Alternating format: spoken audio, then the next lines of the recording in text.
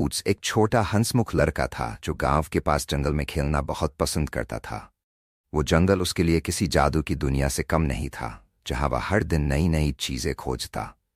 लेकिन एक दिन उसने ऐसी चीज देखी जिसने उसके दिल में डर बसा दिया। ये एक ठंडी रात की बात है। बूट्स ने सुना कि गांव में एक पुराना खंडहर है जिसे लोग भूतिया कहते हैं। उसकी माँ ने उसे सख्त मना किया था कि वो उस जगह न जाए, लेकिन जिज्ञासा ने उसके कदमों को रोका नहीं।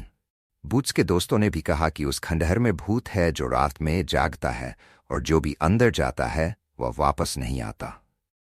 बूट्स ने हिम्मत जुटाई और अपने सबसे अच्छे दोस्त चिंटू को साथ चलने के लिए कहा। चिंटू ने पहले तो मना किया, लेकिन बूट्स की बातें सुनकर उसे भी जाने की इच्छा हुई। उन्होंने रात के अंधेरे में खंडहर जाने का फैसला किया। दोनों ने अपनी छोटी टॉर्चें और खाने का कुछ सामान लिया और निकल पड़े। जैसे ही वे खंडहर के पास पहुंचे, एक ठंडी हवा चली और उन्हें एक अजीब सी आवाज सुनाई दी। खंडहर की दीवारों पर काई जमी हुई थी और दरारों से ठंडी हवा आ रही थी। दोनों ने दिल थामकर कदम आगे बढ़ाए। अंदर घुसते ही उन्हें लगा कि कोई पीछे से उन पर नजर रख रहा है। बूट्स ने हिम्मत दिखाई और अंदर की ओर बढ़ता रहा। जैसे ही बूट्स और चिंटू थोड़े अंदर गए, उन्होंने देखा कि एक परछाई उनके पीछे पीछे चल रही है। डर के मारे दोनों के पैर थरथरा रहे थे, लेकिन वे एक दूसरे को छोड़कर भागना नहीं चाहते थे। तभी अचानक से एक जोर की आवाज आई, तुम यहाँ क्या कर रहे हो? दोनों ने पलटकर देखा कि एक सफेद छाया उनकी ओर बढ़ रही थी। ये देख बूट्स की टॉर्च गिर गई और चारों ओर अंधेरा छा गया। बूट्स और चिंटू ने एक दूसरे का हाथ थामा और धीरे धीरे पीछे हटने लगे।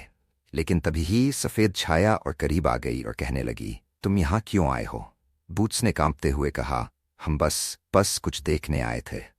छाया हंसी और कहने लगी, तुमने मुझे देख लिया है, अब तुम जा नहीं सकते। ये सुनकर दोनों और भी डर गए, लेकिन बूट्स ने सोचा कि शायद ये कोई मजाक हो।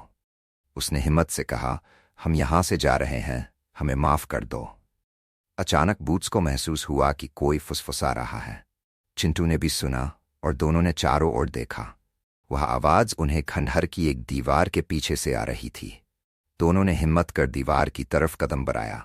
दीवार के पीछे एक सीढ़ी दिखी जो खंडहर के नीचे की ओर जा रही थी। बूट्स ने चिंटू से कहा, चलो देखते हैं नीचे क्या है।